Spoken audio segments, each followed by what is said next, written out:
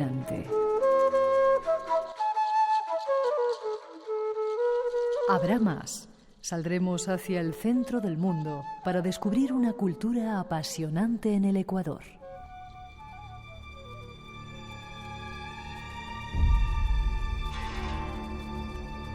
Este es nuestro propósito esta noche, nuestro especial viaje al que ya estás invitado. Prepárate.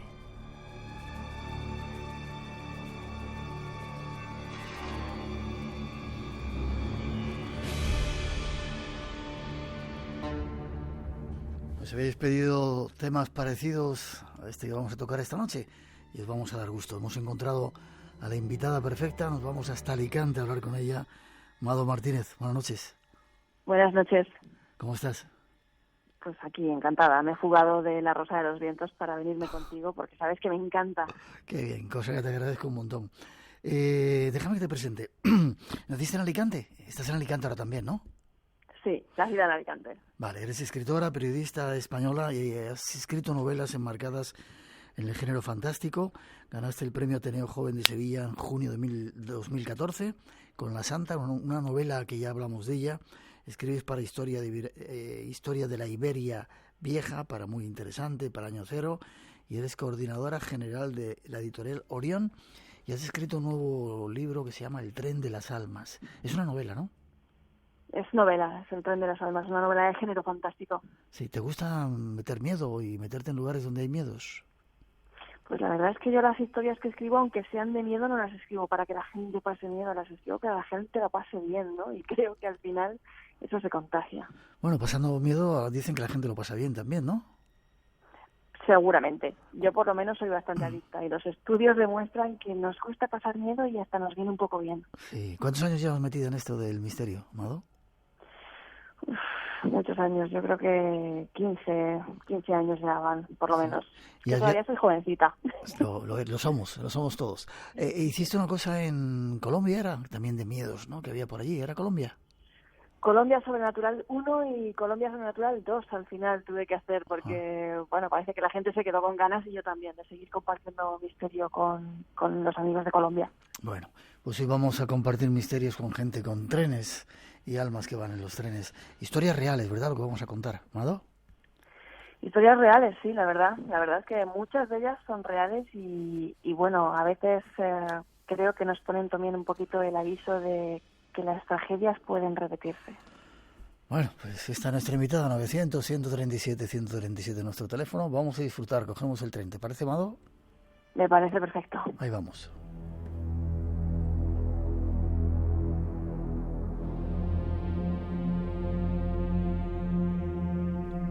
Esta noche, nuestro objetivo está en los trenes. En esa otra historia desconocida de los trenes. Y comenzamos por España. Esta es parte de su historia oficial.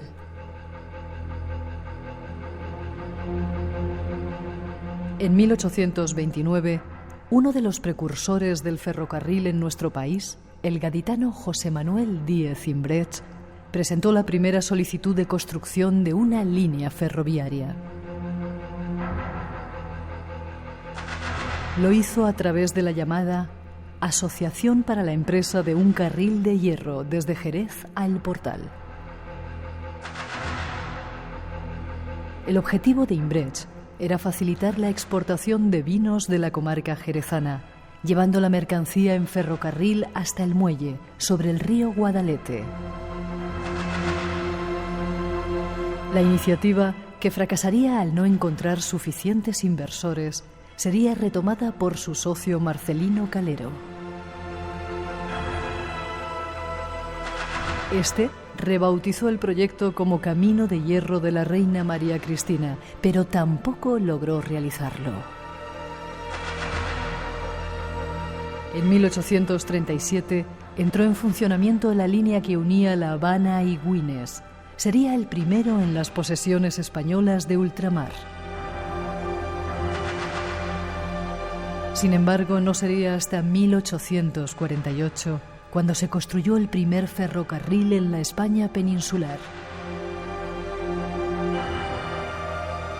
El proyecto, del que fue responsable Miquel Biada, unió mediante 28 kilómetros de vías las localidades de Barcelona y Mataró. Biada, que había participado también en la línea de La Habana, falleció unos meses antes de ver concluida la línea, pero sentó las bases de la industria a nivel nacional. Una industria que nació llena de supersticiones y maldiciones. Conozcamos algo más de ella. Esos Mara los has escuchado, ¿verdad? Son los primeros datos de la historia de los trenes aquí en España. Pero había toda otra historia oculta, ¿verdad? Detrás de todo esto que hemos contado. Supersticiones, miedos. Habéis hablado de Miquel Biada, el ingeniero que trajo el primer ferrocarril de pasajeros, además, a la península, que murió poco antes de haber cumplido su sueño. Y poca gente sabe que murió poco antes de haber cumplido su sueño por los motines, los amotinamientos que sufrió el ferrocarril. Todo lo que construían por el día, la gente iba ahí con picos y palos a intentar boicotearlo y destruirlo por la noche. Y claro, tenían que salir por las noches, entre ellos el pobre Biada, el pobre ingeniero, a hacer guardias nocturnas para que no les destrozasen el tren. ¿Qué me dices? Sí, porque llegó a tal clima de histeria el tema del tren que tenían que hacer guardias nocturnas y él cogió con esos fríos de la noche una neumonía y falleció a causa de eso. Por eso no pudo ver acabado su tren, porque la gente decía que el ferrocarril lo iban a engrasar, esa maquinaria la estaban construyendo y se engrasaba con grasa de bebés, Miguel, con grasa de bebés. Era lo que la gente se creía y lo que la gente pensaba de ese primer trayecto ferroviario de Barcelona a Mataró en el siglo XIX. Tú fíjate que la gente a esto le puede parecer difícil de entender, pero es que antes del tren lo que había eran carretas. Sí. Y de repente cuando llega un tren a vapor, además, que es como un ingenio mecánico que parece que está vivo, con esos resuellos, esos vapores casi orgánicos, con ese carbón por dentro en las entrañas, pues pensaban que eso era un ingenio del demonio, que no era natural y que iba a arrasar con todo.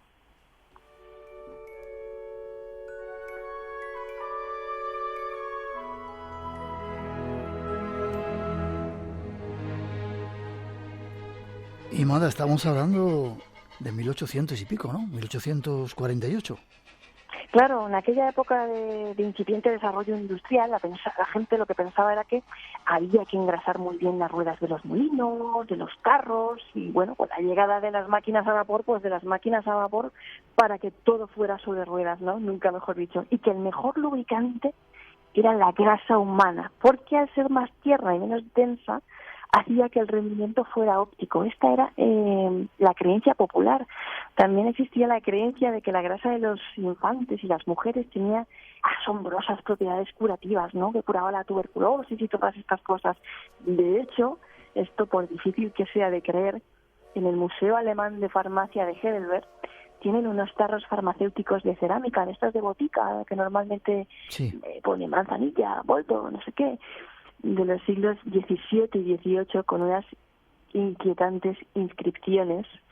Dice grasa humana, es decir, esos tarros estaban destinados a contener grasa humana, para que veas un poco hasta dónde llegaba esa creencia, esa superstición y ese tráfico negro. Bueno, en España a nivel popular tenemos los sacamantecas, ¿no? Esos proveedores oficiales que se supone que proveían de ese lubricante a los ingenios mecánicos para el ferrocarril y estas cosas, para que funcionaran correctamente. Son señores la más de siniestros que iban siempre de paso recorriendo los pueblos y ciudades con un saco en el hombro, ¿no?, para meter a esos bebés ahí dentro, que luego fue el hombre del saco, y que parece que el negocio de la grasa humana fue real y que el psicópata y asesino en serie, Manuel Blanco Roma Santa, apodado el hombre lobo de Valladolid, se dedicaba a eso.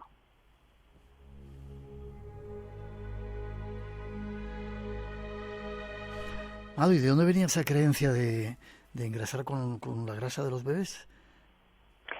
Pues mira, la verdad es que aparte de todo este sustrato que acabamos de comentar, de estas supersticiones, de lo que la gente pensaba, la leyenda de que el ferrocarril se lubricaba con grasa de niños y bebés fue en aumento al producirse una triste coincidencia, y es que la puesta en marcha del tren en Barcelona coincidió precisamente con la desaparición de varios niños en la ciudad.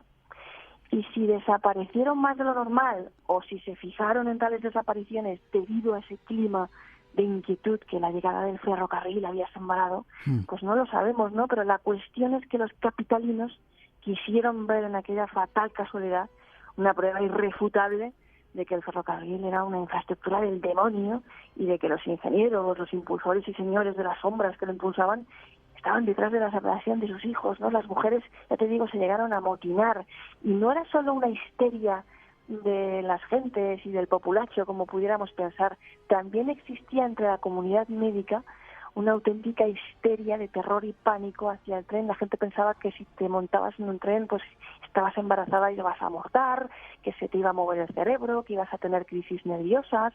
En 1835, la Academia Médica de Lyon advertía contra estos peligros de viajar en tren.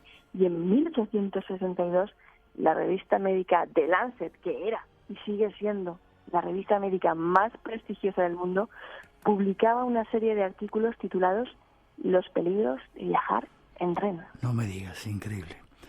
Primeros datos de este medio de locomoción que vamos a tomar hoy. La historia pasó y luego ya la gente se dio cuenta que no era tan demoníaco el tren.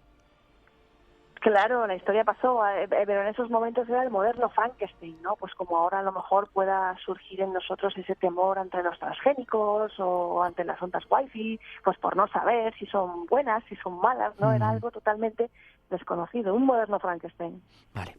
Tenemos aquí una noticia, un misterioso, escalofriante, intrigante vídeo ha sido grabado por las cámaras en una estación ferroviaria de la ciudad china de Baotou. Se puede observar un tren, parece que llega y recoge pasajeros. Les gusta mucho a los japoneses y a los chinos este tipo de cosas, ¿no?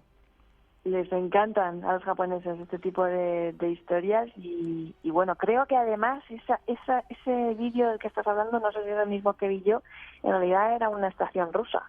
¿Rusa?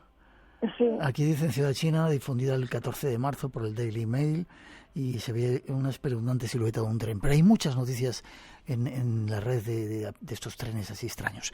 ¿Te parece que sigamos un poquito más adelante? Viajemos. Vamos, segunda parte, 2 y 22, 1 y 22 en las Islas Canarias. Seguimos contando historias de trenes, ya veréis. Espacio en Blanco, tu cita con lo desconocido, en Radio Nacional. Con Miguel Blanco.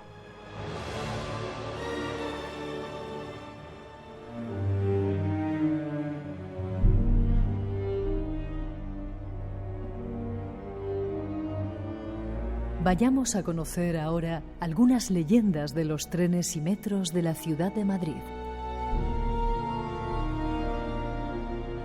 Nos lo relata Miriam Salvatore. En la línea 1, con casi un siglo de antigüedad, nos encontramos la estación de Tirso de Molina. No hace demasiado, una joven cogió el último tren del día en esta estación.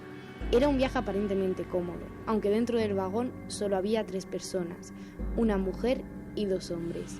La joven comenzó a inquietarse cuando se percató de que la mujer no le quitaba ojo, fijamente la miraba. En la siguiente parada, un nuevo pasajero se subió y se sentó al lado de la protagonista. Él también se dio cuenta de que la mujer no dejaba de mirarla. Agachó la cabeza y le susurró muy bajo a la joven: no te muevas, no hables, no le mires a la cara y bájate conmigo en la siguiente parada. Ella, entre confusa y aterrada, le hizo caso. Ya en el andén, todavía con el corazón acelerado, el hombre le dijo: siento haberte asustado, soy medio, y la mujer que teníamos enfrente estaba muerta, y los 2 hombres que la acompañaban la sostenían. ¿Es tan solo una leyenda o hay algo más? Nos disponemos a averiguarlo.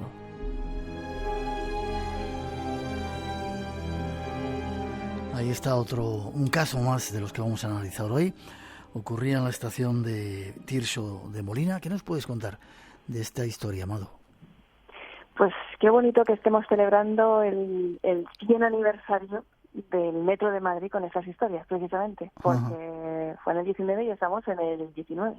Pues ¿qué puedo contar? Pues que poca gente sabe, a mí me encanta la estación de Tirso de Molina, pero poca gente sabe que bueno, lo que había en la plaza de Tirso de Molina era un convento, el convento de la Merced, y que en los años 20, con la construcción del metro, pues lo que se encontraron allí los albañiles fueron los huesos de los monjes que habían sido enterrados en ese lugar. Los monjes y otras personalidades. Antiguamente, pues tú sabes que existía la costumbre de que la gente se enterraba en estos lugares pues sagrados, eclesiásticos, etcétera. Espera, ¿qué hacer con ellos? ¿Los encontraron allí enterrados mientras estaban haciendo las obras del metro? Claro, empezaron a encontrarse pues estos huesecillos. ¿Qué hacer con ellos? Pues parece ser que nadie sabía muy bien qué hacer con estos restos humanos que estaban mezclados con toda esta gravilla y todas estas cosas. Y al final lo que decidieron hacer es, porque no estaban también muy rotos y un poco así pues deteriorados, no era una cosa, pues, ¿qué hicieron? Depositarlos en los andenes y cubrirlos con los azulejos, es decir, que ¿Qué me dices, caminar por los andenes de Tirso de Molina era caminar sobre las calaveras de estos monjes, era y es prácticamente, o sea, sigue siendo. Y bueno, de ahí vienen estas historias, estas leyendas, que dicen que en la estación de Tirso de Molina se pueden escuchar los gritos de los monjes a medianoche, si te atreves a pasear por allí.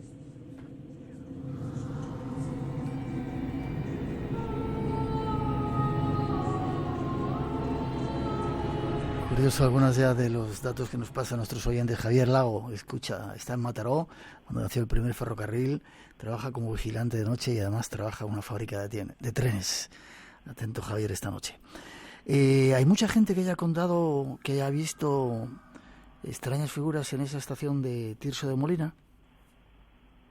A mí personalmente no. No, pero sí que hablando con Santiago Camacho hace poco, me dijo que la estación de Tirso de Molina, desde pequeño ya, siempre le había parecido la más oscura de todas las estaciones de Madrid, que él no sabía estas historias, pero que siempre le había parecido como más inquietante y la más oscura de todas. Ahí estaba esa introducción que hemos metido con esos datos que nos relataba Miriam Salvatore. En Barcelona también hay estaciones extrañas. Yo no sabía eso de que estemos pisando cuando estamos en esa estación los huesos de los pobrecitos que estaban en ese convento. Habrá que andar con cuidado cuando estamos por ahí. En Barcelona y en Madrid. Bueno, Tirso de Molina sigue siendo la 1 y en la 1 además tuvimos el caso del loco del bisturí. ¿El loco del bisturí? No sé si os suena, pero en 1959 este caso es interesante porque al principio se pensaban que era un fantasma y creó una alarma social y policial importante, porque lo que pasaba es que las mujeres veían la sangre derramándose por sus piernas sin entender qué estaba pasando. Claro, pues que te ha venido el periodo, estás teniendo un aborto, ¿qué está pasando, no? Hasta que descubrían que las habían rajado. Y ¿no se daban cuenta? No, pero ya verás por qué. Lo que pensaron al principio era que se trataba de un fantasma. Luego la policía empezó a sospechar que se trataba de un cirujano porque la agresión se producía con un bisturí. Y lo que pasaba, ¿por qué no se daban cuenta? Era porque el agresor bañaba el bisturí con anestesia para que sus víctimas no se percataran del corte hasta que vieran la sangre. Fíjate. Y bueno, parece ser que al final lo capturaron, lo detuvieron, era un joven de 18 años con graves problemas psiquiátricos y lo detuvieron en la parada de Sol. ¿De Sol? De Sol, en la parada de Sol. Y en la línea 5 del Metro de Madrid hay otra historia muy curiosa. Sí. A mí esta me suena más a leyenda urbana, pero es muy curiosa. La verdad es que he intentado rastrear los orígenes de esta historia y no he podido localizarlos. Pero lo que dicen en la línea 5 es que puedes dejar pasar 9 trenes, ¿no? Pero en el 10 no te puedes montar. Y si pasa el 10, mejor te esperas al 11, ¿no? ¿Sí? ¿Por qué? Porque no puedes coger el tren número 10. ¿Por qué? Porque, según la leyenda, ese 10º convoy es un tren fantasma y si te subes a sus embrujados vagones, tienes un viaje de pesadilla, de gritos, de lamentos y de extrañas sombras. Dicen que es un tren embrujado y es encantado. Y yo creo que el motivo por el que no hemos podido comprobar, por lo menos yo personalmente, si es verdadera o falsa esta leyenda, es porque no tengo la paciencia, nunca la he tenido, de aguantar 10 trenes.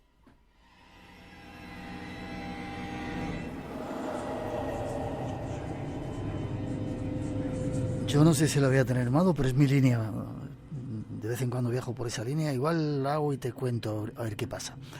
Nos dicen que en la vía Layetana de Barcelona hay 2 paradas de metro fantasma y que da pavor trabajar allí, nos dice otro oyente. ¿Sabes algo de esto? Ahí sí, hay historias en las líneas de Barcelona muy curiosas. La verdad es que personalmente pienso que en las estaciones de metro yo he llegado a pasar miedo, ¿sabes? Sí. Eso de decir, a ciertas horas he mirado atrás, sobre todo cuando vivía en Londres y en ciertos barrios. No sé, creo que dan juego y dan lugar para que uno de verdad pase miedo. Hay una historia de la niña de la Plaza Cataluña. Y es que resulta que en los años 80 se puso de moda una cosa muy tonta y muy absurda, yo creo que más tonta que el balcón, y era el metrosurf, que era un hobby en que la gente pues lo que hacía era engancharse a la parte trasera del último vagón y dejarse arrastrar o subirse al techo o hacer surf y cosas así, ¿no? Parece que murieron varias personas y que en este lugar en concreto pues también falleció alguna que otra persona por este motivo. Y en la segunda entrada de la vía 2 en Plaza Cataluña, algunos trabajadores afirman haber visto formas extrañas encaramadas en los vagones de los trenes que pasan por allí, dicen, cuentan. Y luego en la estación de Rocafort parece que hubo una oleada de suicidios en los años 60. Vamos, llegaron a morir así como 4 personas en un mes, en el peor de los meses. Y que las cámaras de seguridad a veces captan cosas que no deberían estar pasando o no pasan en la realidad y solo captan las cámaras, que se han visto como personas por ahí pululando que no deberían estar, o por lo menos según los trabajadores ya se habían cerciorado de que allí no había nadie. Y además también fue zona de refugio durante la guerra y no es un lugar en el que los operarios quieran pasar o pasear, mejor dicho, en horario nocturno, o por lo menos así lo afirma el portal de Barcelona Secreta. Ya, nos están mandando algunas notas, algunos oyentes que trabajan en el metro de noche precisamente, que de vez en cuando ven cosas raras en esas cámaras. Antes de seguir al tren del presidente, el revisor fantasma, que esta es una historia que yo no conocía, que me ha sugerido en León, decías que era. El León. Yo creo que sí que te va a sonar cuando te la cuente, porque me extraña que tú no la conozcas, pero a lo mejor la conoces con otro nombre. Porque tú sabrás que en el año 1944 se produjo un grave accidente, el accidente más grave de toda la historia ferroviaria de España, cuando salía ese tren de Madrid hacia La Coruña y al pasar por el túnel, a la altura de Torre del Bierzo, chocó contra una locomotora que se encontraba haciendo maniobras y fue, pues una auténtica catástrofe. Sí, me acuerdo. Murieron 200 personas. Me acuerdo del caso, sí. Claro, un accidente de dimensiones tremendas. Y la cuestión es que 3 días antes de este accidente, don Pablo Herrero se presentó ante el jefe de la sección de Astorga. Este hombre era una persona con mucha solvencia y muy serio en la ciudad, en Astorga, y se presentó en la comisaría de la Guardia Civil de la 11ª Comandancia para hacer una denuncia. Y atención a lo que decía la denuncia. Decía que habiéndose sentado como viajero a las 5 de la tarde aproximadamente, un 31 de diciembre, es decir, bastantes días antes, casi una semana antes del accidente, en el último departamento de segunda del tren expreso 405, el mismo tren, todos los datos, y que al llegar sobre las 11:30 de la noche a la estación de Valladolid, penetró en aquel departamento, en aquel vagón, un hombre con una cesta, ¿no? Como si llevara la merienda ahí y tal. Tendría unos 40 o 50 años. Y le dijo a los viajeros que en la estación de Torre del Bierzo y en los túneles había ocurrido un accidente gravísimo. Y que como allí viajaban personas que se dirigían a ese mismo lugar, pues quería cerciorarse, preguntarles de si eso había pasado de verdad, porque, no estaba seguro de si había pasado o no había pasado, eso que lo habían dicho, ¿no?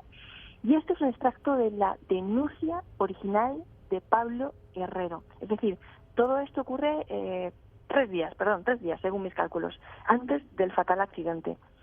A ver, a pesar de este terrible anuncio, pues los pasajeros, como te puedes imaginar, pues se quedaron con cara de cromo, porque no pasaba nada, pero los que se quedaron con cara de cromo fueron los que se enteraron de esta noticia una vez sucedido el accidente, porque este hombre que además revisor fantasma lo llaman, se bajó del tren y no se volvió a ver, pues sabía lo que había pasado antes de que pasara. No era que tuviera un vaticinio ni una premonición, sino que para él el futuro ya había tenido lugar, era su presente. Fíjate qué cosa más extraña.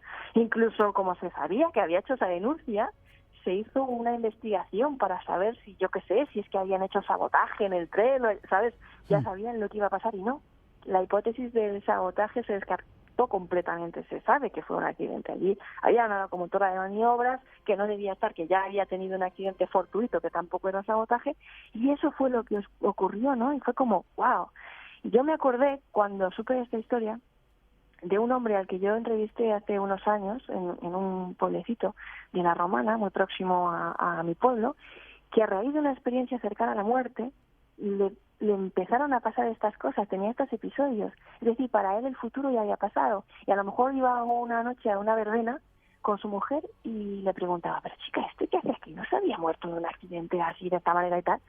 Y ella decía, chico, pero estás tonto, ¿pero qué dices, no? Y luego esa persona moría de esa manera. O a lo mejor pasaba por una carretera y decía, ¿y la rotonda que había aquí?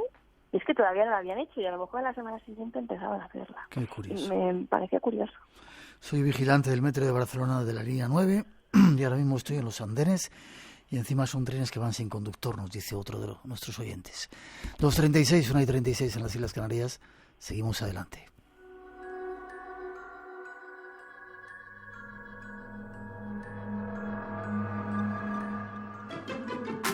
Radio Nacional, el sonido que nos une. Nómadas, con Álvaro Soto. Este domingo paseamos y navegamos por el interior de Inglaterra. Los canales para la ciudad son muy, muy importantes. Birmingham, la ciudad de los 1000 oficios. Nómadas, este domingo a la 1 de la tarde, mediodía en Canarias. Radio Nacional de España, el sonido que nos une. Esta noche, en Espacio en Blanco, un arqueólogo alemán llamado Max Uhle excavó en Cochasquí. En una de ellas encuentra 556 cráneos, solo cráneos, y él dice que Cochasquí es un sitio ceremonial ritual porque a los enemigos más valientes les quitaban la cabeza y ofrendaban a las pirámides. Lincoln hizo alguna que otra sesión espiritista con ella, intentando contactar con su hijo Willie, con su hijo fallecido, que por cierto viajaba en el mismo tren funerario que viajó él cuando falleció. También exhumaron su cadáver para llevarlo a Springfield.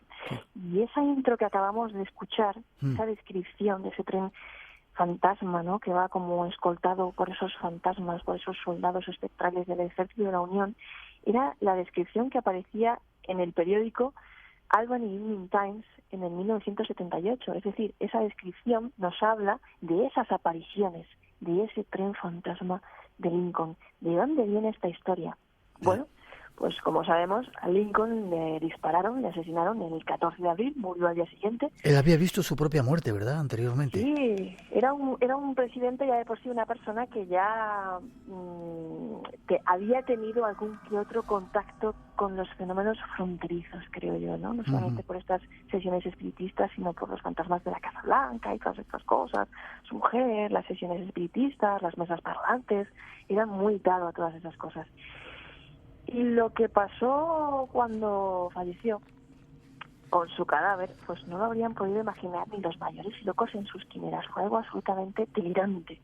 Resulta que lo metieron en un tren fúnebre a bordo del cual recorrió medio país, 2.661 kilómetros, cruzando por varios estados, más de 400 comunidades y parando en 12 ciudades, donde sacaban su ataúd descubierto en procesión fúnebre, pero ataúd descubierto, ¿eh? Wow. Lo tuvieron 2 semanas de tour funerario rodante. Tuvieron que embalsamarle 2 veces, o sea, imagínate, en el tren iban las autoridades ferroviarias, los políticos y los embalsamadores. Claro, y tenían que hacer retoques diarios, se les iba pudriendo literalmente por el camino. Por eso estaba tan prohibido hacerle fotos, porque claro, lo sacaban a ataúd descubierto y eso era como, bueno, wow. De hecho, fue necesario adelantar la ceremonia de entierro 2 días, porque eso ya no aguantaba más. Se calcula que 9 millones de personas lo vieron pasar, 1,5 millones de las cuales lo vieron en directo. La gente se quitaba el sombrero al verlo pasar, lloraba, derramaba lágrimas, se imprimieron folletos en todas las estaciones de estas ciudades con horarios de cuándo iba a pasar por esas comunidades. Fue una locura y causó muchísima conmoción en la población de Estados Unidos en un momento muy duro, además, de reciente enfrentamiento de guerra civil. Y a partir de entonces empezaron a decir que si aparecía ese tren, el Lincoln, ese tren fantasma haciendo el mismo recorrido en el mapa que había hecho en ese itinerario fúnebre, pero especialmente en la estación de Poughkeepsie, cada 25 al 27 de abril, coincidiendo con el aniversario de su primer paso. Y hay que decir que los cazafantasmas se siguen dando cita a día de hoy en esa estación cada 25 de abril con la esperanza de verlo pasar.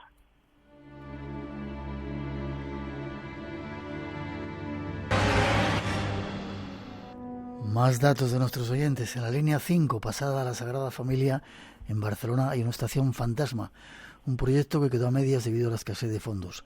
Esta estación, nos dicen, iba a ser bautizada, iba a ser llamada Gaudí, y dicen que si prestas atención y miras por la ventana, cuando pasas por ahí podrás detectar sombras misteriosas y personas sin rostro esperando el tren.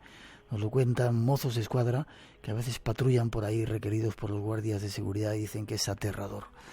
Tremendo mozos de escuadra lo que nos están contando. Casi terminando con este asunto del tren de Lincoln, del 25 al 27 de abril, el aniversario de su paso, el tren aparece por la oscuridad, moviéndose silenciosamente, dicen, como si fuera por desplazándose por una alfombra negra que parece cubrir las vías, mientras que los soldados espectrales de uniforme azul del Ejército de la Unión lo acompañan. Terrible. ¿Nos vamos a Europa, te parece? Me parece. Viajemos, sigamos viajando. ¿Te está gustando? Me estaba encantando. A medianoche.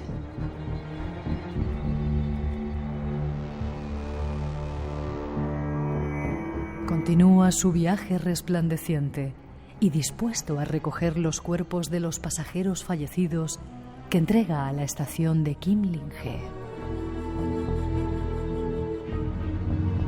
De este modo, esta vieja estación de la línea 11 del metro, inacabada en su día y hoy abandonada, enraiza su historia con la del nostálgico tren plateado para formar así una terrorífica leyenda. Cuentan también que ha habido quien, subido en el tren, desapareció para volver a aparecer años después en su estación de destino con la sensación de que para él solo habían pasado unos días. Conozcamos algo más de esta popular leyenda. Nos han mandado el mozo de escuadra, este oyente. Saludos a todos los cuerpos de seguridad, a la gente que está trabajando ahora por la noche. Una foto en tiempo real de esa estación y da un poco de miedo. Vamos con ese tren, la flecha plateada. ¿Es una leyenda? Cuéntame un poco. La flecha plateada, qué nombre tan bonito para un tren fantasma. Silver Pillen es lo que significa, la flecha plateada.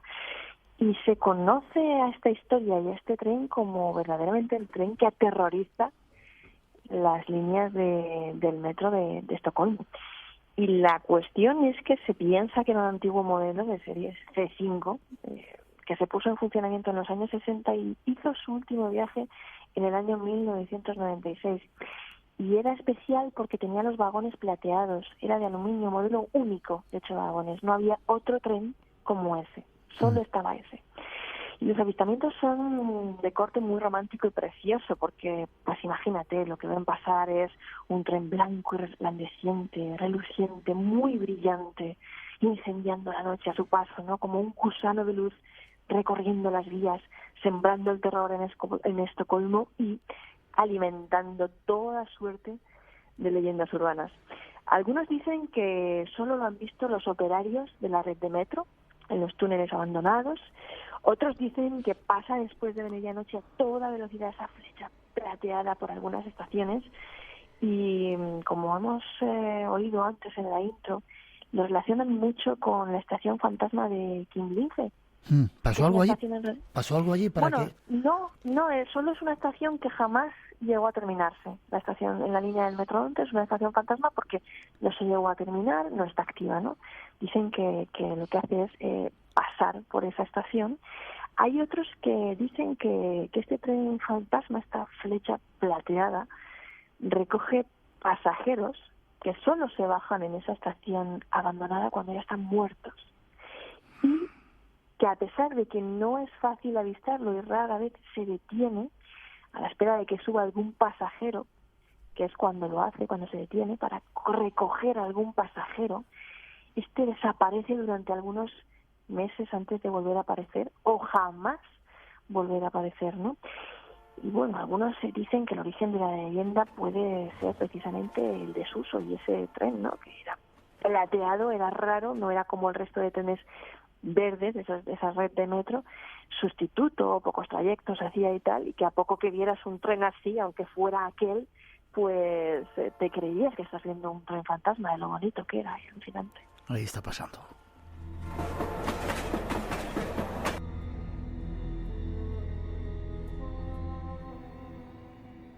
Casi terminando. La luz de San Luis, en Canadá. ¿Este es otro tren? ¿Qué ocurre con esto?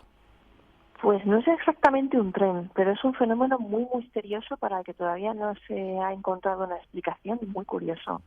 La luz de San Luis en Saskatchewan, en Canadá, es en realidad una extraña luz que serpentea a lo largo de unas antiguas líneas de ferrocarril durante la noche. Digo antiguas porque ahí ya pues no pasa tren, ni hay ferrocarril, ni nada, ¿no? Y son unas luces que cambian de colores y varían de intensidad.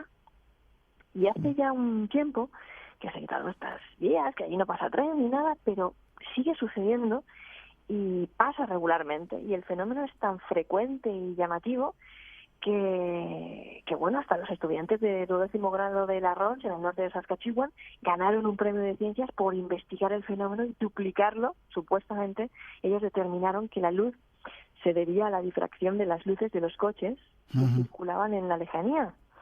Lo que pasa es que estas luces se llevan viendo desde antes de la llegada de los coches. De hecho, hasta el alcalde los había visto, había testimonios en la revista local, yo los leí, bueno, el alcalde, que en paz descanse, que murió hace poco, sí. Y una vecina decía que bueno, que hasta por el día se habían visto, que la teoría de los coches por la noche tampoco tenía sentido. Y bueno, algunos dicen que se trata de un tren fantasma y otros dicen, fíjate qué leyenda más bonita la que te voy a contar, dicen que se trata del fantasma de un guardafrenos borracho al que el tren atropelló decapitándolo y que desde entonces deambula por las vías, por esas vías del tren, con una linterna, intentando encontrar su cabeza.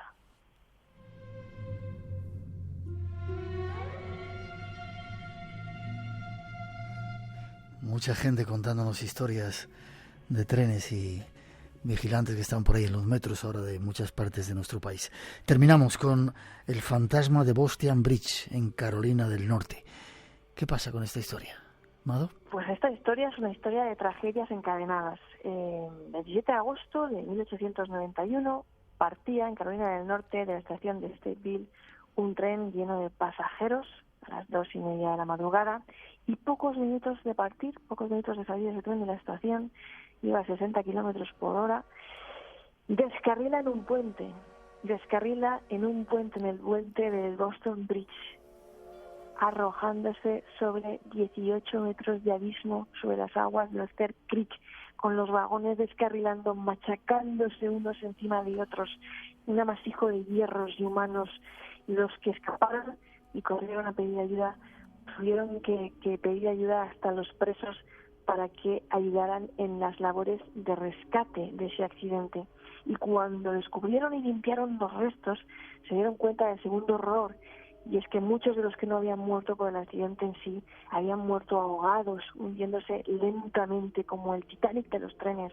Había un testimonio de la señorita Luella Poole, su hija, intentando sostenerle la cabeza fuera del agua, viendo cómo su madre no daba más de sí, se rendía de cansancio a las aguas y moría ahogada. Tremendo. ¿Cuándo dices que ocurría esto? Esto ocurría en el año 1891. 91. La causa de la investigación, además, es que pensaban que al final se determinó que fue un sabotaje, que habían arrancado unos tornillos. Fue absolutamente dramático. Y lo que ocurrió es que un año después, un grupo de personas que iba caminando a lo largo de las vías, pues oyó un estruendo, un accidente, corrieron hacia ahí y vieron a un hombre vestido como un operario de ferrocarril que les preguntó la hora, mientras, ellos se asomaban para ver qué es lo que pasaba, ¿no? Porque habían oído un estruendo y tal. Se asomaron por el puente y cuando volvieron a mirar, ese hombre que les había preguntado la hora, es que llevaba y estaba mirando fijamente un reloj de bolsillo, este detalle es importante, desapareció, ya no estaban. Decían que se trataba del antiguo jefe de equipajes Hugh Linster, porque lo curioso es que este hombre, que le habían regalado un reloj de oro por sus 30 años de servicio, a este hombre le habían visto algunos de los supervivientes de la tragedia mirar la hora segundos antes del accidente con asombro, como si la estuviera marcando errónea, ¿no? Y 50 años después fue cuando empezaron a aparecerse de verdad los fantasmas del Bostian Bridge. ¿50 años después? Sí, 50 años después, una mujer que había pinchado en las proximidades del puente estaba sentada en el coche aguardando a que su marido volviera con ayuda para cambiar el neumático y vio un tren salir de la nada, oyó el pitido, vio el vapor y el súbito estruendo al descarrilar sobre el puente frente a sus ojos. La mujer corrió hacia allí a asomarse al lugar de la caída, vio un amasijo de vagones, oyó los gritos, los lamentos de las personas atrapadas. Y luego cuando llegó otro coche, su marido y el dueño de una tienda local que habían acudido para ayudarle a cambiar la rueda, pues ella les gritó que por favor fueran allí a ayudar a esa pobre gente que había caído en aquel lugar. Pero ellos cuando se asomaron ya no vieron nada. La mujer ya no vio nada. Fue la primera vez que vieron el tren fantasma, la tragedia repitiéndose. Desde entonces se han producido más avistamientos, siempre del accidente, de piezas, de sonidos del tren, de descarrilamiento. Se convirtió en un lugar de peregrinaje anual para los cazafantasmas y en el 2010 ocurrió una nueva tragedia, precisamente por haberse convertido en un lugar de peregrinaje de cazafantasmas. Un grupo de amigos aficionados al misterio, como todos los amigos que escuchamos este programa y que amamos Espacio en Blanco. Bien, un joven de 29 años y sus amigos se encontraban haciendo eso precisamente, esperar en ese puente para ver si era verdad que allí se aparecía ese tren fantasma, a ver si era verdad, o al menos lo oían, ¿no? ¿Y qué les pasó en 30 segundos que nos vamos? ¿Qué les pasó? Les pasó que vieron un tren. Sí. Vieron un tren, pero resulta que era un tren de verdad y el maquinista no tuvo tiempo de frenar. Ellos corrieron para salir del puente y al final se salvaron todos menos Christopher, que sí salvó a otra chica al empujarla, pero él falleció, murió arrollado por el tren.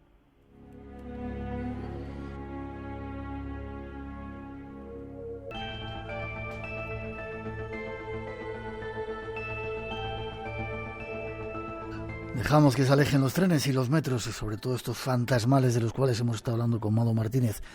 Ojalá os haya gustado. Hemos de hacer una pausa porque llegan las noticias de las 3, las 2 en las Islas Canarias y vamos a seguir viaje. Nos vamos a ir hasta el punto más alto donde pasa el Ecuador a conocer una civilización única, a Cochasquí, y luego nos vamos todavía más lejos a ver algunas constelaciones en un proyecto que se llama Proyecto Otelo. 900-137-137 nuestro teléfono. No os vayáis, que el Espacio en Blanco todavía continúa. Tenemos muchos misterios para explorar juntos aquí en Radio Nacional. Son las 3:06, 2:06 en las Islas Canarias. Regresamos, sigue adelante nuestro viaje por el mundo de los misterios. Los saludos a todos los que estéis ahí en directo en Radio 1, Radio 5, escuchándonos, para todos los que descargáis el podcast a lo largo de la semana. Ya sabéis, lo podéis hacer en radio, buscáis podcast RTVE, el Espacio en Blanco, y ahí estamos. Y saludos para todos los que nos escucháis desde fuera de nuestras fronteras. Gracias por hacerlo. Y seguimos viaje, 2 temas nos esperan. El primero nos lleva hasta Sudamérica. Tras esa introducción os ofrecemos el asunto. Ya veréis qué lugar tan curioso.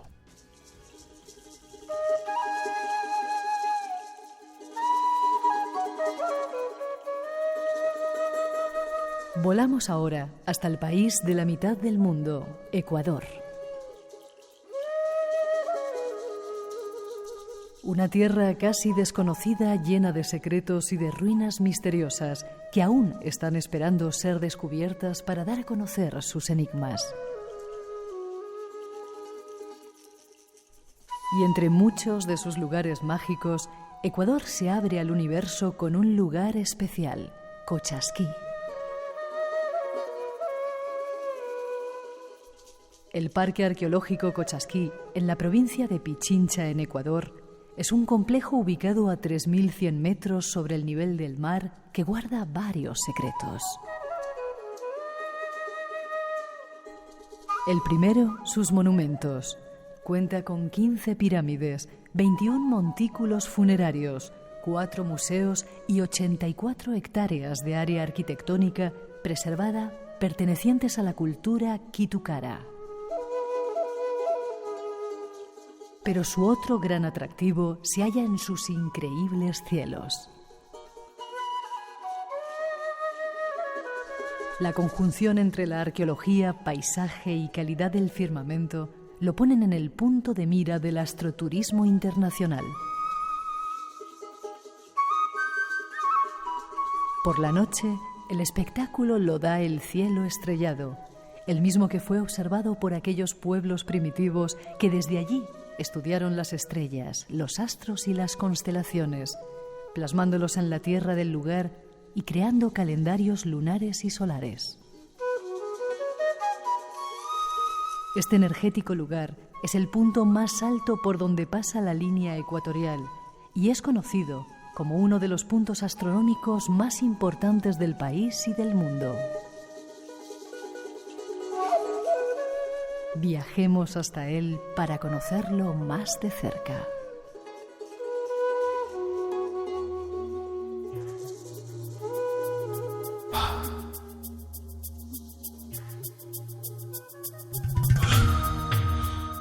Nos vamos hasta Ecuador, el país en medio del mundo, a descubrir unas ruinas desconocidas que yo no había oído hablar de ellas. Fritz Reintaler está con nosotros. Buenas noches, Fritz. Muy buenas noches. Arquitecto, director del Parque Arqueológico de Cochasquí. ¿Llevas muchos años siendo el director de ese parque, Fritz? Sí, exactamente 33 años. Estoy a cargo del Parque Arqueológico. Ya. Un momento como jefe, hoy como director. Vale. Nosotros que conocemos muchas ruinas, hemos tenido muchos invitados que nos han hablado de multitud de lugares, no teníamos ni idea de este Parque de las Ruinas de Cochasquí. Dime dónde están situadas. Bien, el Ecuador obviamente está entre Perú y Colombia. Estamos en la mitad del mundo, en la línea 00, la parte ecuatorial. Estamos aproximadamente a 60 kilómetros de la ciudad de Quito hacia el norte. Es un sitio arqueológico muy grande, tiene 83.9 hectáreas. Tenemos 15 pirámides truncas con rampa y tenemos 21 montículos funerarios bajo el control del gobierno de la provincia de Pichincha. 15 pirámides con rampas. ¿A qué altura está? Tengo entendido que está bastante alto, 3.000 y pico metros. Sí, exactamente. Estamos a 3.100 metros sobre el nivel del mar. Estamos en la ceja de montaña del macizo de Mojanda. Esto quiere decir en las faldas de un enorme volcán llamado Mojanda. Y este volcán está inactivo, está apagado. Donde era la caldera, ahora es una hermosa laguna. Y hacia sus faldas, hacia el sur de este volcán, se encuentra el sitio arqueológico de Cochasquí, que no es una isla, sino es parte de un contexto cultural de la cultura quitukara. Vale, dime quién construyó esas pirámides, a qué cultura pertenece y el tiempo más o menos, la datación. Claro que sí. La cultura quitukara, que es la fusión en el periodo de integración de los quitus con los caras, que se desarrolla una gran cultura en la sierra norte del Ecuador, data de 500 a 1500 años después de Cristo. En esta época quiero decir, 1000 años antes de que existieran los incas, el pueblo Cochasquí ya construyó sus pirámides y desarrollaron enorme tecnología, astronomía, etcétera, etcétera. Fris, tengo entendido, según se ven las fotografías, que bueno, en esa planicie, en esa media montaña, se ven multitud de esas pirámides, pero no están excavadas todavía, ¿no?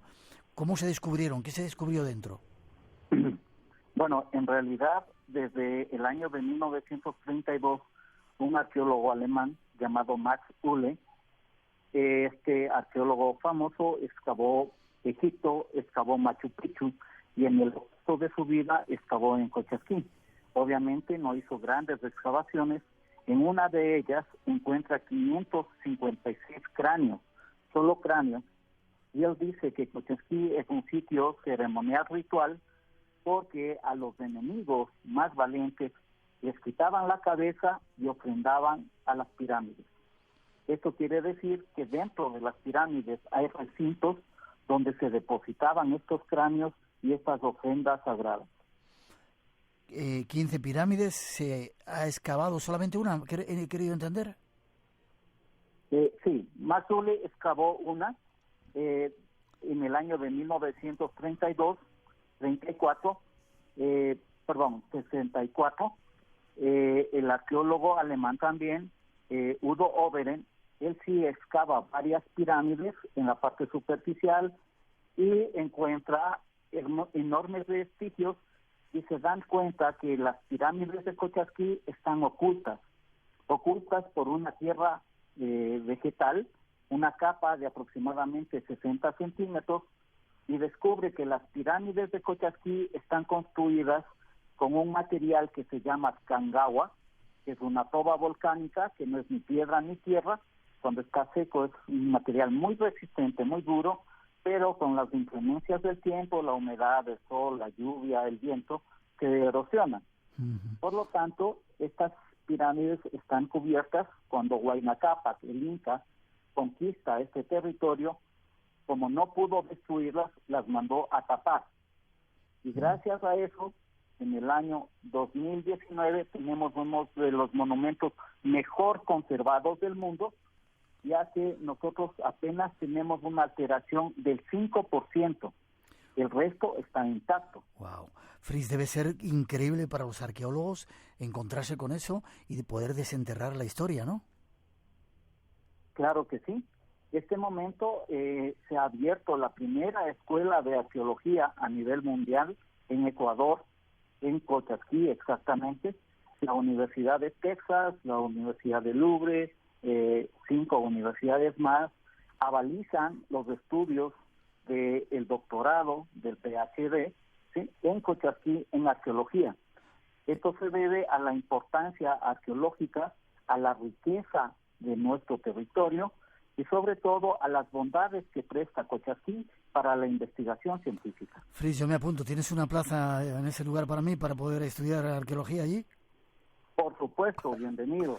La escuela empieza en junio. En junio. Ya hay aproximadamente 12 estudiantes inscritos que vienen a hacer su posgrado. Vienen con los mejores profesores del mundo, 3 estupendos arqueólogos, entre esos el doctor David Brown, ¿sí?, las mejores condiciones científicas en georradar, en magnetómetro, el sistema LIDAR, ¿sí?, y los sistemas de excavación más tecnificados. Apasionante. Vete pillándome una plaza, que ahora enseguida vamos.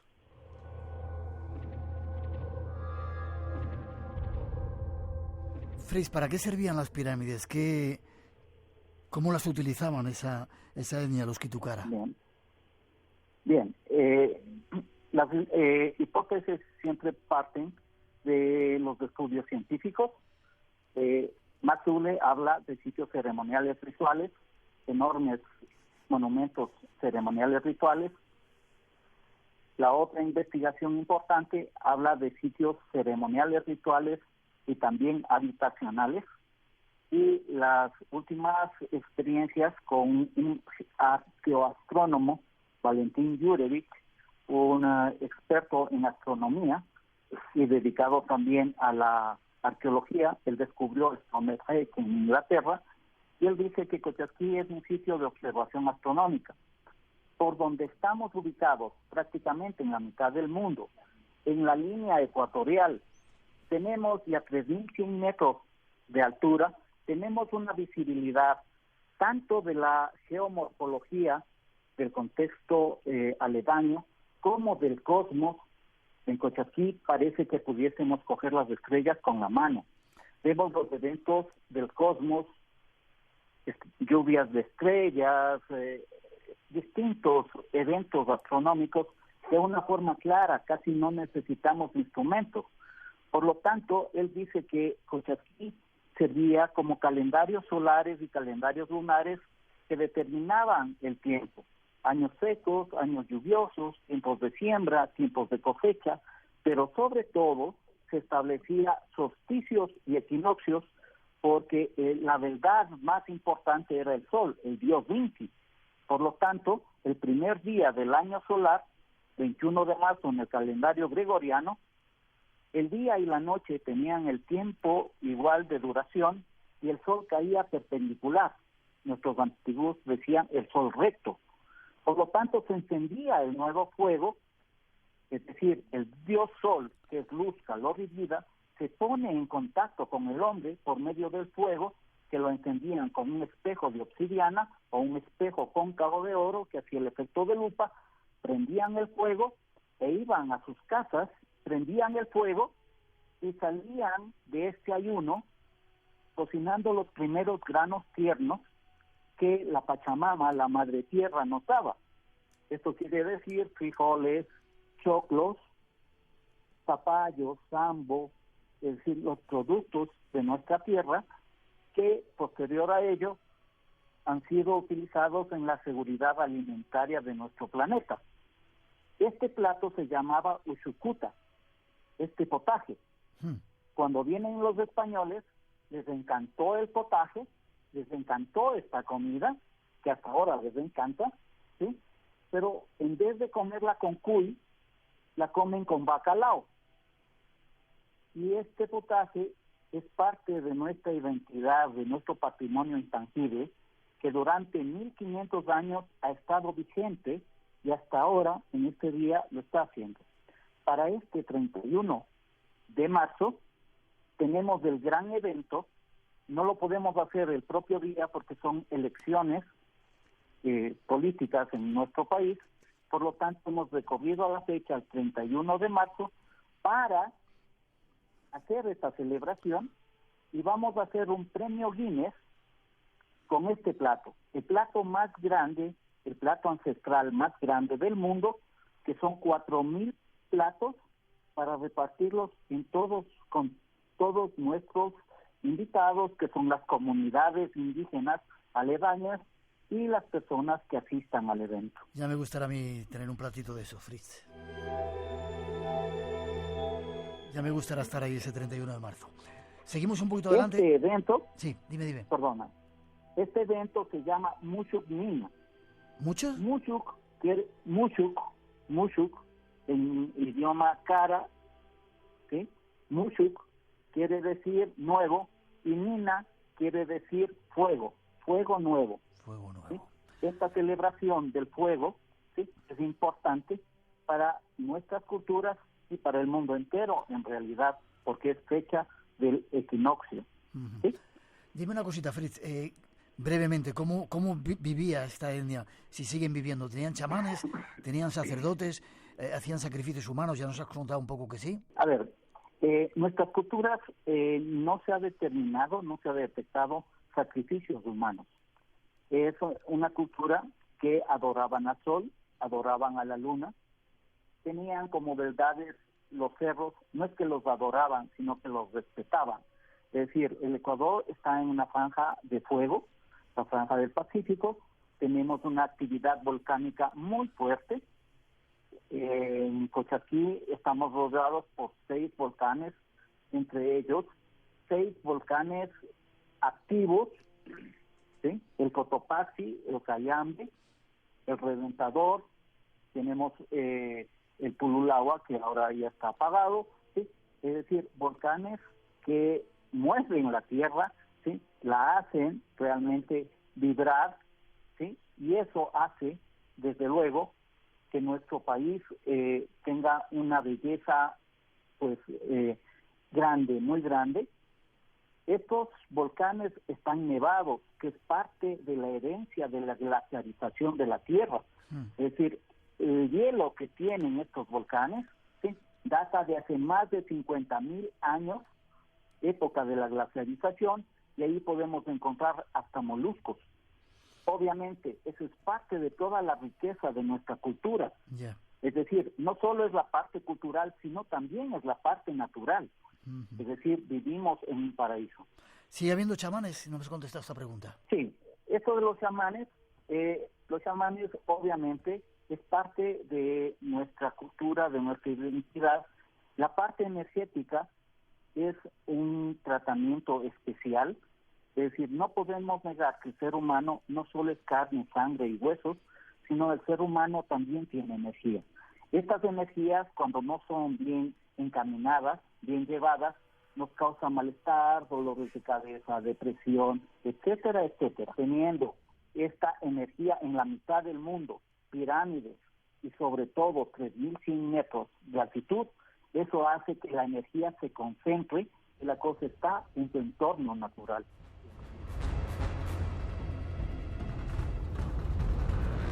Lo dice un arquitecto, director del Parque Arqueológico de Cochasquí. Casi terminando, Fritz, en muchos países donde hay pirámides se relaciona estas extrañas construcciones con dioses venidos del más allá del cielo, con extraterrestres, con alienígenas.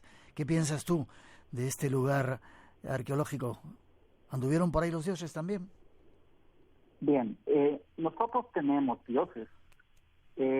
Parte de la cultura, hay narraciones de la gente que dice que ha visto caer bolas de fuego del cielo.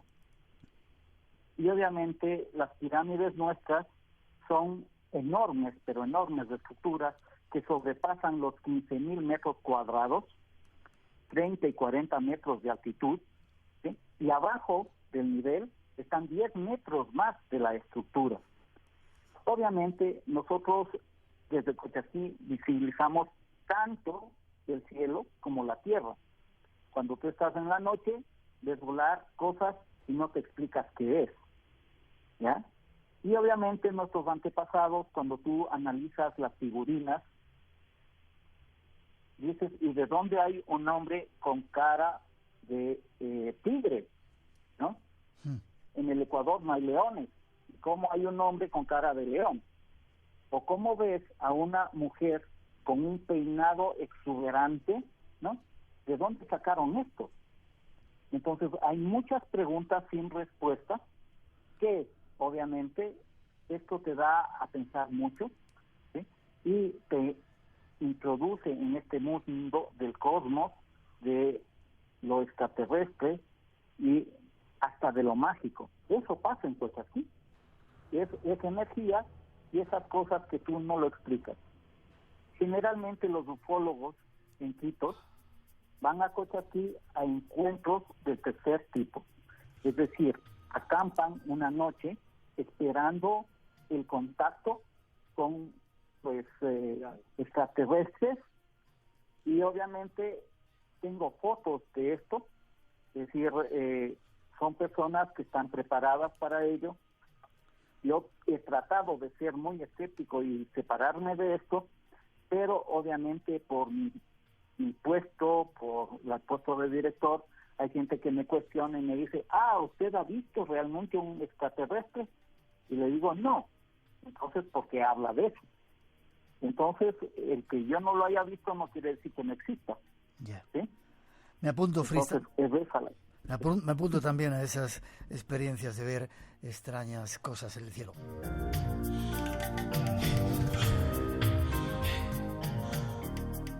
Queda mucho por descubrir, entonces todavía en esas ruinas es algo que está muy vivo, ¿verdad? Sí, claro que sí. Por eso quisiera hacer una invitación al Parque Arqueológico de Cochasquí, al Ecuador, ¿sí? Para que nos visiten y entren en este mundo mágico, porque es importante palpar, sentir, y sobre todo el estar en Cochasquí es una inversión de vida. Es decir, no todo es dinero. Hay cosas más allá, las experiencias que uno puede vivir, sentir, y lo que el corazón y el alma, ¿sí?, puede resucitar para mucha gente. Yendo a estos sitios energéticos, la vida se te hace vida, realmente. Qué bonito lo que dices, Fris. Ir a Cochasquí es una inversión de vida. Ojalá podamos ir dentro de poquito. Forma de contacto para que la gente que quiera conocer algo más, que pueda descubrir este lugar. ¿Hay alguna página web? Sí, tenemos una página web en la cual nos pueden encontrar. Es decir, se llama cochasquí.piramides@gmail.com. Espera, Cochasquí. En Facebook. Un segundito, cochasquí.piramides, ¿sí? ¿Sí? gmail.com. Gmail.com, perfecto. ¿Y en Facebook? En Facebook es @cochasquí. @cochasquí. Ha sido un placer, Fris. El nombre de la página es Parque Arqueológico de Cochasquí. Perfecto. También en Instagram podemos tener ahí fotografías, que es @cochasquí_Parque Arqueológico. Lo van a encontrar nuestros oyentes y ahí se lo recomendamos, que busquen este lugar desconocido, lleno de energías especiales, lleno de ruinas todavía por descubrir. Fris Reintaler, el director de ese parque arqueológico, ha estado con nosotros. Fris, te mando un abrazo, espero verte pronto, saludos a Gonzalo también, y espero verte pronto por esas tierras para sentir a tu lado y compartir todos esos misterios. Miguel, una invitación muy grande a ti y a todos tus radioescuchas. Visiten Cochasquí, visiten Ecuador, les recibiremos con los brazos abiertos. Gracias. Muchas gracias. Gracias a ti, fuerte abrazo, nos vemos prontito. Miguel, un fuerte abrazo. Gracias. Espacio en Blanco. Creamos universos sonoros para viajar y soñar hacia el más allá. Con Miguel Blanco, en Radio Nacional de España. Hola amigos de Espacio en Blanco, mi nombre es Carlos Alvarado. Les saludo con mucho aprecio desde San Gerardo de Rivas en Costa Rica, al pie de una montaña donde pasa un río natural y limpio, y a la vez en la montaña, en la parte alta, hay aguas termales naturales. Un saludo y un abrazo.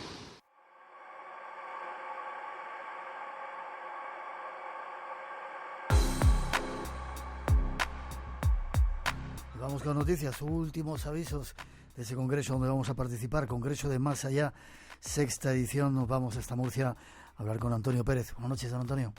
Buenas noches, Miguel. ¿Cómo estás? Pues ya ves, estamos a apenas 10 días, pues ahora sí que vamos lanzados sin mirar atrás. Sí, señor. Oye, ¿y cómo? Hoy me he enterado que no hay trenes hasta Murcia. ¿Cómo vamos a hacer para llegar allí? Pues hijo, si es que de verdad tenemos una mala suerte. Ahora resulta que las vías las han cortado para meter lo del AVE o no sé qué historia, y en esas fechas precisamente no hay. Entonces, para venir, pues o tenéis que venir en autobús, veniros en vuestros propios coches, haciendo autostop o caminando, pero hay que llegar a Murcia, de alguna manera. 23 y 24 de marzo, que 10 días quedan más o menos, esta edición, Congreso Más Allá, Teatro Circo de Murcia.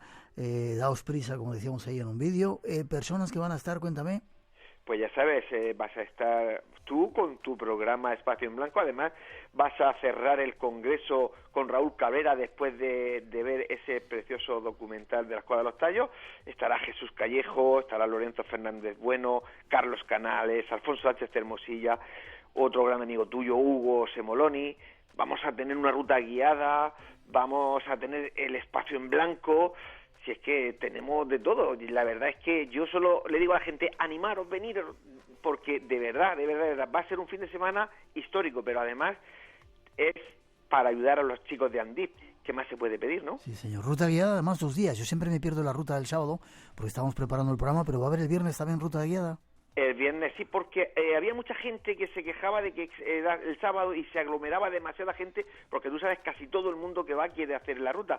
Entonces, hablando con Jesús Pacheco, con el concejal de Cultura y Turismo, pues le sacamos, porque hay que recordar que eso lo pone Concejalía de Cultura y Turismo de Murcia, le sacamos que también pongan unos guías el viernes para que, sobre todo la gente de aquí, la que ya está aquí, la que ya ha llegado, pueda hacer la ruta tranquilamente el viernes, y si el sábado queda también menos gente que pueden hacerlo más cómodo. Sí, señor. Yo me apunto a esa ruta, ¿vale? Apúntame ahí.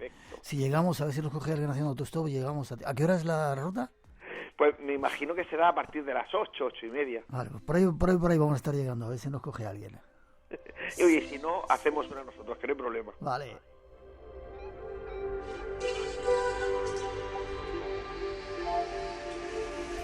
Congreso Más Allá, sexta edición, como digo, 23 y 24 de marzo. Tenemos que llenar ese teatro precioso, Circo de Murcia, en esta nueva tentativa del Misterio Solidario. Forma de contacto y la gente que quiera conseguir su entrada, que además es súper baratita, y como decimos, con la colaboración del Ayuntamiento de Murcia, ¿verdad?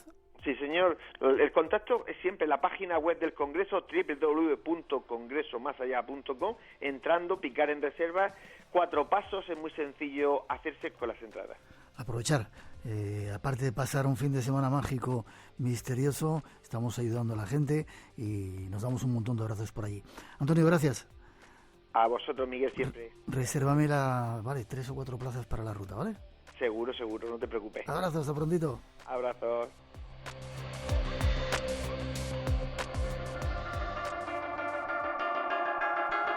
Tres y 33, 2 y 33 en las Islas Canarias. Seguimos adelante y de esa cita en la cual os esperamos en Murcia y de ese lugar de Cochasquí en Ecuador, nos vamos a los cielos. Hay científicos que están tratando de dar luz a muchos misterios. Este es uno de ellos. Escuchar.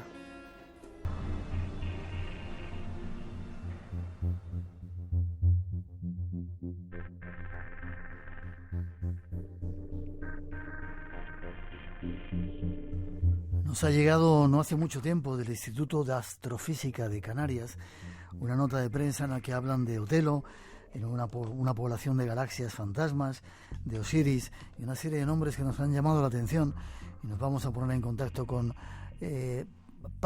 alguien responsable de todo ello, Jordi Cepa. Buenas noches, Jordi. Buenas noches. ¿Cómo estás? Pues muy bien. Catedrático de Astrofísica en la Universidad de La Laguna, dices que estás. Eso es, exactamente. ¿Y llevas 33 años ahí? 33 años se cumplirá dentro de una semanita. Pero no eres canario, ¿no? No, yo soy de Barcelona. Con ese nombre debe ser catalán, ¿verdad? Y te comentaba en micrófono cerrado si te acordabas o si tenías un poco idea o recuerdo de esa reunión que se hizo en Lucanca, en la que fueron 40.000 personas a un contacto extraterrestre. ¿Lo sentiste? ¿Lo escuchaste? Hace muchos años de eso, pero sí, yo escuché que efectivamente se iba a celebrar una reunión de este tipo. Y os reisteis mucho, me decías. Hombre, a mí me pareció una cosa un poquito graciosa, pero bueno, o sea, el caso es si vino algún extraterrestre o no. Bueno, vimos unas cuantas luces por allí, pero luego te lo cuento. Ahora me vas a contar tú, primero, ¿quién pone esos nombres tan curiosos, Otelo, Osiris, a los proyectos que hacéis? Bueno, Osiris y Otelo son acrónimos, es decir, son un nombre en inglés, y entonces escoger la primera letra de cada palabra. Ajá. Y entonces, pues bueno, jugar para que más o menos sea una cosa que tenga un poco de sentido. Una característica que no tienen otros instrumentos en telescopios de este tamaño, que es lo que se llaman los filtros sintonizables. ¿Qué es eso? Entonces, ¿Me lo explicas? Bueno, exacto, ¿qué es un filtro sintonizable? Bueno, entonces, un filtro óptico, todos más o menos sabemos lo que es. Es decir, si hago pasar la luz del sol por un prisma, o el arco iris, pues yo lo veo los colores del arco iris, ¿no? Entonces, un filtro es algo que es una herramienta que selecciona una parte del arco iris. Entonces, si yo hablo de un filtro verde, estoy seleccionando el color verde. Si hablo de un filtro rojo, estoy seleccionando el color rojo. Bien.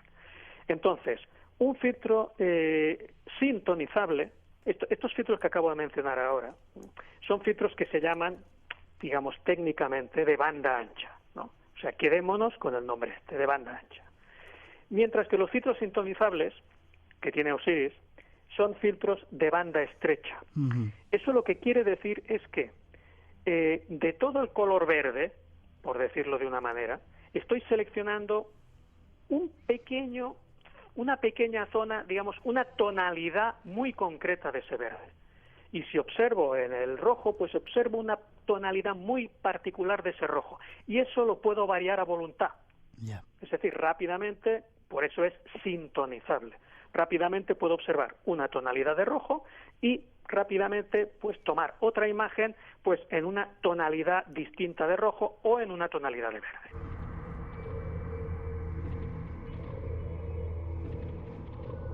Con eso entonces, Jordi, claro, tenéis muchas posibilidades de sintonizar y de ir eligiendo lo que os va interesando. Claro, porque vamos a ver, las galaxias se componen, bueno, fundamentalmente, de estrellas y de gas. Estrellas y gas. Estrellas y gas, en distintas proporciones. El gas típicamente es hidrógeno y helio. Bien. Entonces, las estrellas, que bueno, para que nos hagamos una idea, nosotros aquí al lado, a 8 minutos luz, tenemos una, que es el Sol. Y, bueno, hay estrellas de todos los tamaños en una galaxia, porque una galaxia tiene muchas estrellas. Entonces, hay estrellas mucho más masivas que nuestro Sol y mucho menos masivas que nuestro Sol. Pero bueno, el caso es, si observamos al Sol y descomponemos con el prisma aquel, recordemos el prisma con el que descomponemos la luz, ¿qué es lo que vemos? Pues vemos un conjunto de colores.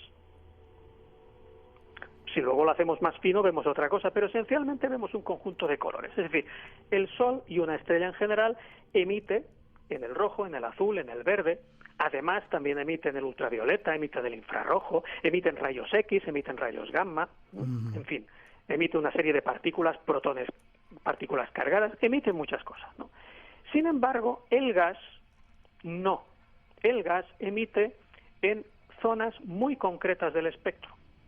Y eso siempre pongo el mismo ejemplo, es como un tubo fluorescente. Un tubo fluorescente es un tubo en el cual, cuando se da el interruptor, se produce una descarga eléctrica. Y esa descarga eléctrica lo que hace es excitar el gas que hay dentro del tubo fluorescente. Y ese tubo fluorescente se pone a brillar. Bueno, pues lo que nosotros vemos con Osiris y sus filtros sintonizables es el gas excitado por las estrellas. Entonces, ahora mismo, claro, ¿qué tenemos? Pues tenemos que normalmente, cuando se hacen censos de galaxias, normalmente se utilizan los filtros, esos que yo dije de banda ancha, que seleccionan por colores. Y que, por tanto, lo que están es favoreciendo que se observen las estrellas de una galaxia. En cambio, con los filtros sintonizables de Osiris, yo estoy observando el gas excitado por las estrellas. ¿Eso te da más visión, más amplitud? No, digamos que se está viendo otra cosa. De una manera se ven las estrellas, de otra manera se ve el gas. Porque volviendo al ejemplo del tubo fluorescente, digamos que la descarga eléctrica que excita el gas, en este caso son las estrellas las que excitan el gas.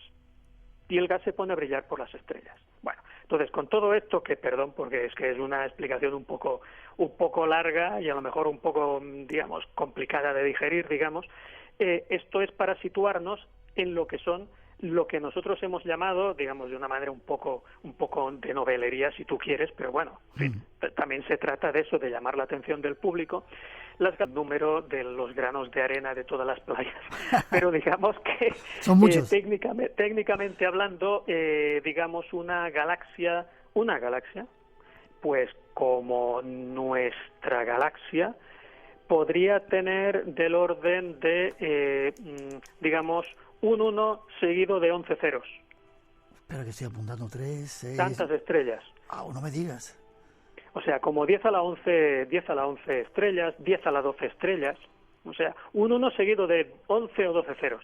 Claro, hay galaxias que son más grandes y hay galaxias que son más pequeñas.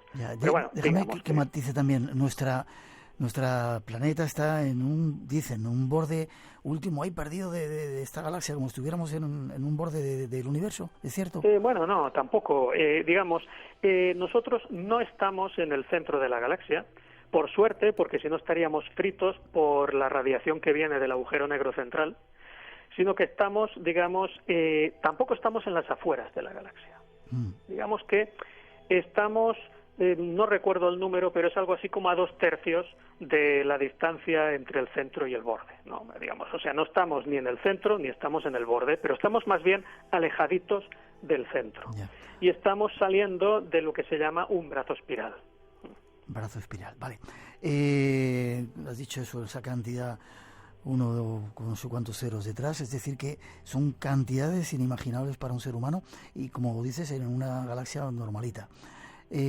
Cuando uno tiene la posibilidad de mirar con prismáticos, bueno, miras el cielo, ves ese cúmulo de estrellas o la Vía Láctea, miras con prismáticos y de repente todo eso se transforma, entras como pues, en un túnel, ahí ves cantidad más de luces. Supongo que vosotros con los telescopios debéis de alucinar, ¿no?, cuando vais profundizando en ese infinito. Sí, bueno, nosotros estudiamos objetos muy concretos. Estudiamos objetos muy concretos y vamos muy profundo, apuntando a zonas muy determinadas, ¿no? Con unos prismáticos se puede ver mucho menos profundo, pero se ve mucho más campo. Se ve un área más grande, ¿no? Por eso cuando se buscan cometas se utilizan normalmente telescopios de poca potencia para tener mucho campo. Vale.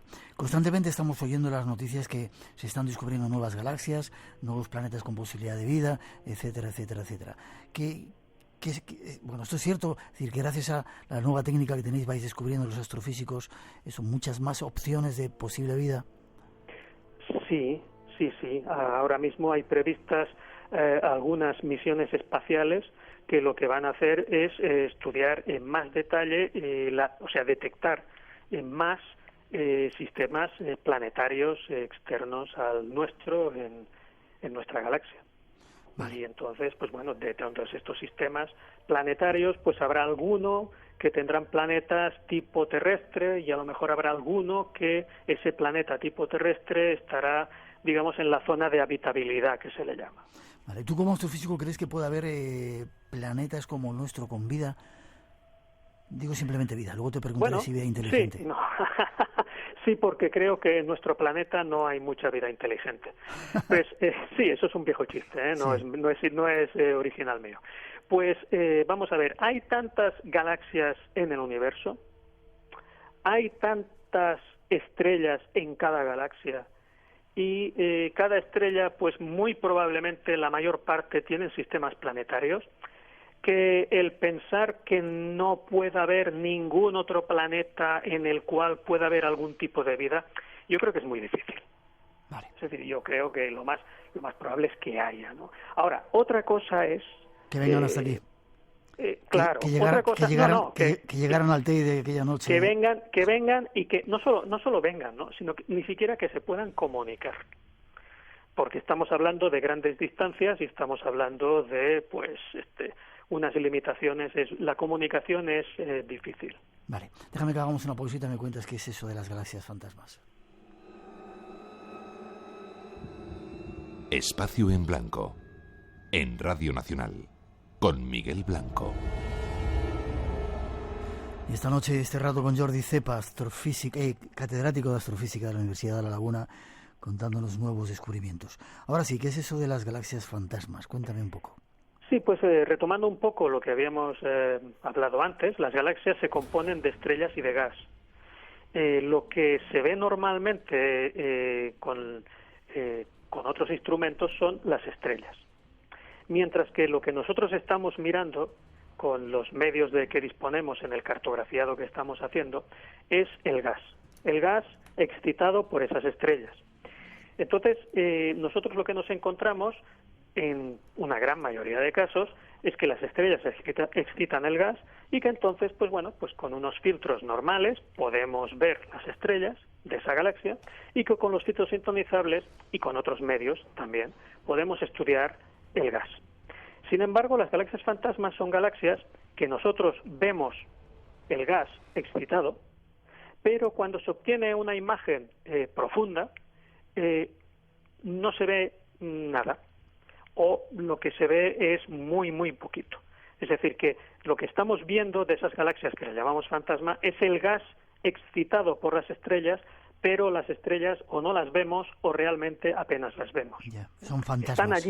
Están allí, pero no las vemos. A lo mejor en el futuro, con telescopios más potentes, pues a lo mejor se podrán ver, pero de momento no se ven. Claro, la importancia de eso es que hasta la fecha se habían observado las galaxias con esos filtros anchos que detectan las estrellas, y una vez conocida la ubicación exacta de las galaxias, se procedía a hacer un análisis más detallado, que es lo que comentábamos antes, ¿no? De que, claro, con un telescopio, actualmente un telescopio profesional es un telescopio que tiene una gran capacidad de resolución y de análisis, pero de una zona muy, muy concreta del cielo. Por tanto, si tú no sabes dónde apuntar, dónde está la galaxia para apuntar, pues difícilmente la podrás estudiar. Entonces, hasta ahora lo que se ha hecho es estudiar las galaxias porque se habían seleccionado por las estrellas, utilizando los filtros convencionales. Pero con OSIRIS y los filtros sintonizables estamos estudiando las galaxias por el gas excitado por las estrellas. Y nos encontramos con una población de galaxias que podría incluso llegar hasta el 10%, que las vemos nosotros, pero que en otros cartografiados no aparecería. Qué curioso. ¿De acuerdo? Entonces, ahora, gracias a estos filtros sintonizables, nosotros sabemos dónde están esas galaxias y ahora sí que podemos apuntar a esas galaxias con otros instrumentos, con otros medios, para poder hacer un estudio más detallado de esa población, que es importante, ¿no? Porque es que si tú quieres estudiar una población de algo, de cualquier cosa, ¿sí?, de personas o de galaxias, pues tú necesitas tener una muestra, necesitas saber dónde está y tener una muestra significativa, ¿no? Si no, te estás perdiendo una parte de la muestra y no estás estudiando todo. O sea, hay pues un 5, un 10% de galaxias que se te están perdiendo. Muchas sorpresas nos quedan todavía en el universo, ¿verdad, Jordi? Sin duda, muchas. Y es curioso, a medida que vais avanzando con la tecnología, cómo vais entrando más, profundizando más en ese universo infinito que está ahí afuera. Sí, la verdad es que es muy interesante, en fin, vamos. A mí me gustaría animar a los oyentes, a lo mejor entre los oyentes hay algún joven que quiere, o alguna joven que siente interés por la ciencia, pues yo le animaría a que hiciera, a que despertar esa vocación para que pudieran desarrollar su carrera científica. Hay muchos y ya verás. Dentro de un momentito vamos a dar una forma de contacto contigo si quieres, para tener más información de todo ello. Vale. ¿Te parece? Déjame que pongamos un poquito de música, te voy casi despidiendo y damos esa forma de contacto para...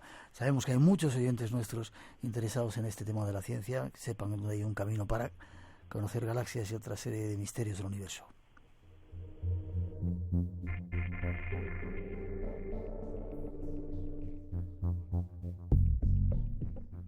Y esto, Jordi, es un proyecto español, no te lo he preguntado, aunque colaboran otra serie de países, ¿no?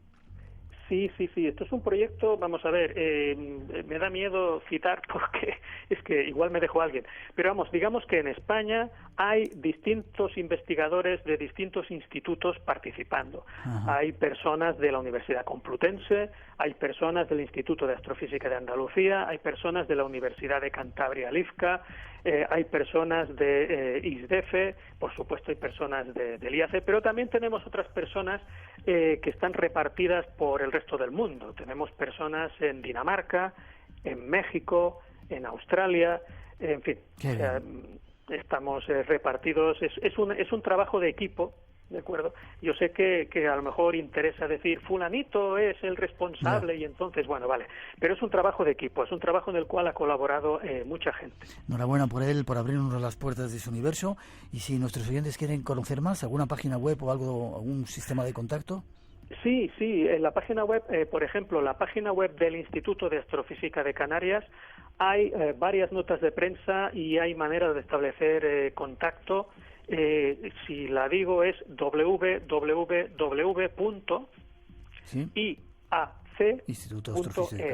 O sea, Instituto de Astrofísica de Canarias.es. Vale. De todos modos, poniendo el buscador en Google, ahí sale. Proyecto Telo. Te lo agradezco, Jordi. Gracias por este acercamiento al universo, por haber estado unos cuantos minutos en el espacio en blanco. Ahí dejamos abierta la puerta al universo. Estupendo, muchas gracias a vosotros. Fuerte abrazo, que sigáis investigando y trayéndonos un poco de luz de eso que está por ahí en el cielo. Y que ustedes lo puedan oír. Así me gustará. Un abrazo fuerte, gracias. Igualmente, hasta ahora, hasta luego.